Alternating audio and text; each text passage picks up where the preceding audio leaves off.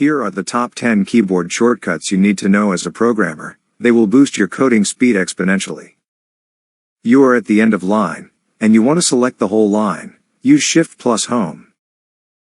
Oppositely, use Shift plus N to select line from the beginning till the end. You can also just use the Home key, or the End key, to jump between start and end of each line. If you want to highlight letters in code, use Shift plus arrow keys. Depending on which arrow key you press, they will navigate the direction of the selected words. You can also use a similar shortcut with the Control key to select the words instead of letters. So, to do this, press Control plus Shift plus arrow keys. Next up we have the shortcut Control plus Home, which will move the caret to the beginning of the document, and opposite shortcut Control plus N to go to the end of the document.